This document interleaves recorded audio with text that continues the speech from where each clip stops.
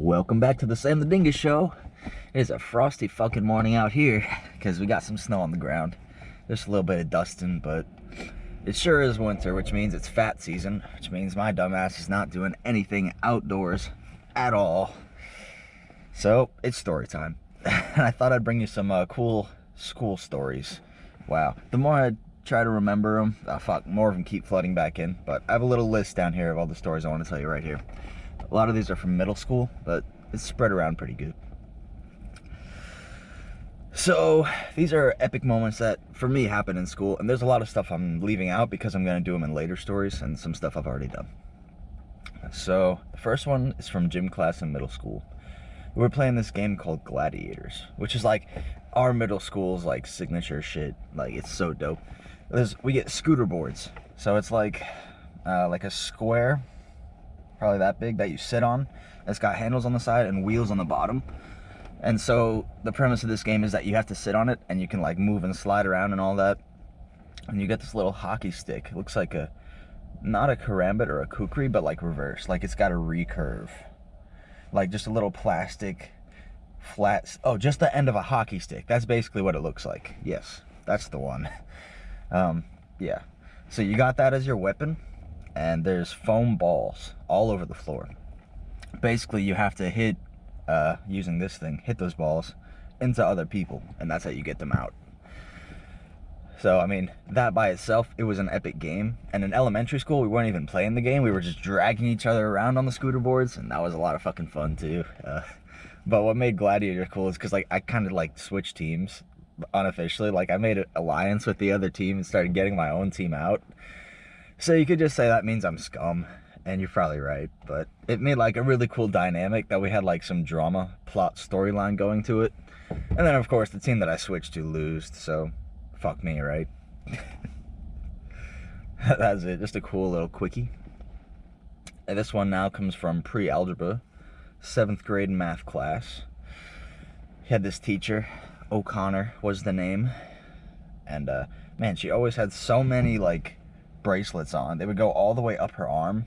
And whenever she would write on the board, it'd go like... So that's one character from my life.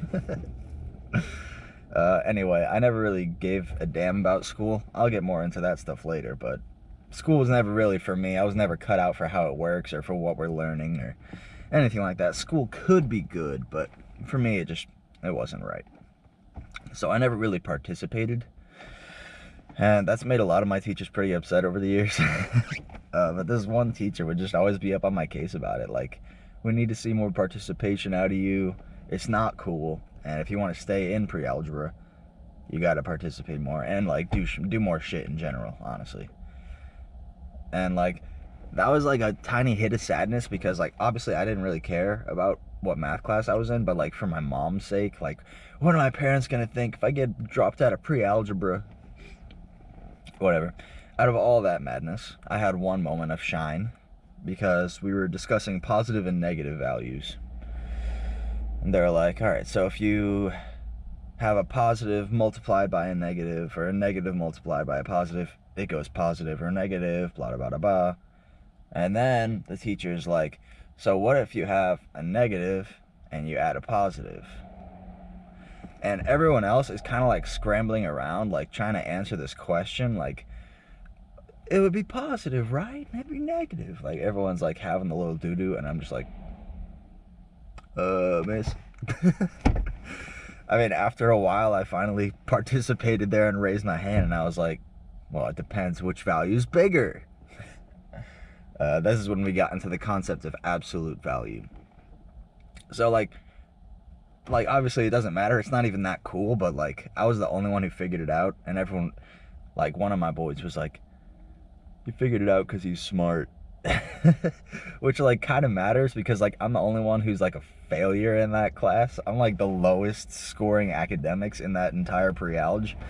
But I still got credit where it was due for being the only one who could figure that out. Absolute value. Alright, I'm keeping you in 7th grade for this one. Wow, where do I even start with this? When I was a kid, my boy Carlos, he's gonna get his own story video. Deserves it. He showed me this hilarious video from a channel years ago called My Chani or Your Chani.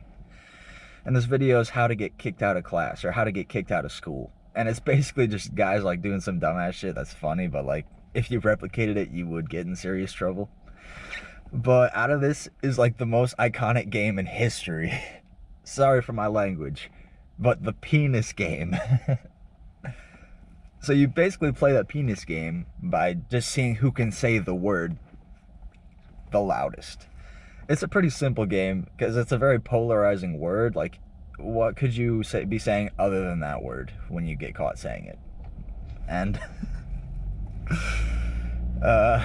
I was a big proponent. That's a word, right? I was a big proprietor of this practice of playing the penis game because I was fearless at this point in my life, and I would always win at this point in my life. Nowadays, my boy tries to play it at work with me, and I'm like, I just can't take that risk, bro. You win. Fuck. Anyway, we were playing this game at the end of the day, waiting for our buses to get called or something. It was literally like all the kids from our grade in one classroom. And we were playing the game, sure enough, and I just yell as loud as possible, "Penis!" And the room goes dead silent. But luckily I was with the group, the noise grouping of the entire mass speaking. So it going to complete silence didn't actually screw me over. It made the moment even better. Wow, that was a rush. But also in 10th grade, I once got detention for playing the penis game. So that's how you know I'm good at it. Just a couple of more here. Keeping you in the middle school era. In 8th grade, we had a freestyle push-up test. For the state testing, you had to do 30 push-ups with like perfect form to get a perfect grade. But for my boy, Mr. Cheeseman, that's his name, the gym teacher, for his test, you didn't have to do like a full 90-degree angle drop. You just had to go like, he had to see some tricep engagement, for it to count. He's not going to give you points for a little sussy one. But like I said, you don't need full extension. And I feel like that's important to mention here because I pulled off something I don't think I could do now. Just out of willpower reasons. Maybe I'm physically strong enough. For the freestyle push-up test, you have 1.5 minutes, 90 seconds basically, to do as many push-ups as you can. And during this test, I was actually able to do 93. And that's by far the most push-ups I ever did in one setting. So like, I don't even know what to say to that. Like, I've never come back even close to that. Given my push-ups look a lot better now, and it's more important to have good form than it is to get a high number. But like, still, just to say that I did 93 push-ups at one point, it matters to me. Also, we had a plank contest, half plank, on your elbows there. And maybe like 8 people were able to last the entire duration, which was like 5 to 8 minutes. But me and one other dude got the highest score for having the best form, the straightest back. So your boy delivered way before I was jacked and juiced and all that shit. Boy, it is cold out here. Alright, last 3 stories. This story here comes from high school, and you all know this story, as a matter of fact, because it is the most viewed video on my channel by far. Probably up to 200k views by now, and that's actually pretty significant, so cheers. The video is called Best Day of My Life, Flips and Dancing for my school, or pep rally or some shit. And that's exactly what happened. I was getting into my flips in parkour at this time. I was getting good, comfortable, that I could fly around on concrete. And I was making good friends training with breakdancers. So we teamed up for a pep rally. And they always have dance parties at the pep rally, and we kind of crashed the show. My boy breakdancing, me doing some flips up in the crowd. You know what, you just go watch that video. Tell me how you like it. Because that definitely would qualify as one of the more epic school moments of my career. 2 more stories, we got 2 more stories. Can I get a ooh, ooh, ooh, ooh, ooh, ooh, for 2? It's nice to not be working, I can move freely. So this one goes all the way back to like 5th or 6th grade now. Yeah, back when we had that principal. This principal sucked. They were like cringe hell, like Hillary type shit. But but she did like fun, and so every year we would do this thing called Carnival, where basically the whole school is set up like a game, and you just walk around outside playing games and moving here and there. And once you get around to the music teacher station, he's got Guitar Hero set up. I've got great Guitar Hero stories. I'll get more into that another time. I'll probably retell the story when that time comes, but basically, at this point, I was pretty good at Guitar Hero. Better than most people.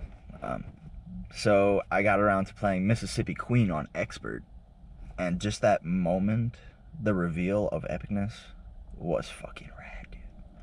Everybody's cheering and shit. My boy Webby's like, yo, you're a god, a literal god. And then to play Cliffs of Dover, of course, I had to go on hard difficulty because I wasn't ready yet. But nowadays, I'd be slaying that shit. I've got 5 stars on every song in the Guitar Hero 3 set list, so full-time grinder, no doubt.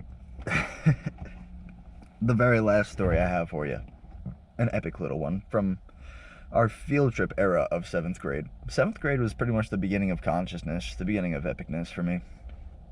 So we were doing this thing called Nature's Classroom, which is where we basically go camping at like a camp. So we have like a building and stuff, showers, not like tents, but we would go camping for a week basically with our school. And we would just do like fun activities and play outside and do games and learn stuff. And it was all actually a really great experience. Nature's Classroom's great. But this is where we learned about Gaga Ball, which was in my previous story, episode 1, about bullies. Gaga Ball is basically like you have an octagon or a hexagon arena, and the ball is on the ground. And you have to hit the ball with your hand to hit people below the knees to get them out. And Gaga Ball is like legendary, iconic, and it got banned many, many times from my school, but we had it at school after we learned about it from Nature's Classroom. And at Nature's Classroom we played it a lot, but there was this one day where the teachers were having us all play a game called Ships and Sailors or some gay shit. Like, nobody wanted to play that game. It was terrible. I mean, it wasn't terrible, it's just like there's better things to do, you know? We want to run free and shit. We're out here. Don't make us play school with you, Miss Bracelets. So this one time, whenever they let us go, I think we were expected to stick around and stay with them, but like, we weren't intentionally being defiant or anything. We didn't even know necessarily. Me and like 3 people just like ran to the Gaga pit, which is really far away from where we were staying and where they were playing that Ships and Sailors game. So me, Webby, maybe Pelcow, and Jelani. I never thought that guy would end up in a story of mine. Just a character from the past who like was kind of there, but not even a main character. Crazy to hear a name that I never thought I'd hear again. Anyway, we all went down there and it was like kind of cloudy and like maybe the beginnings of rain, but not raining yet. And it was just like the 4 of us having a crazy Gaga Ball showdown. And that was a sick story. It was a sick time, honestly.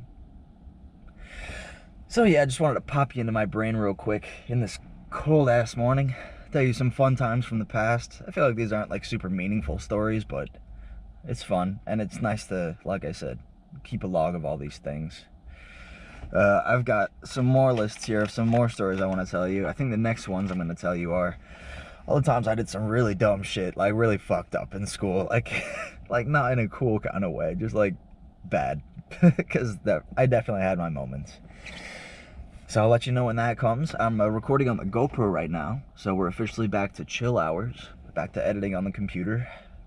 It's just a bright morning here. I'm gonna write my story, make my life, and I hope you guys do the same.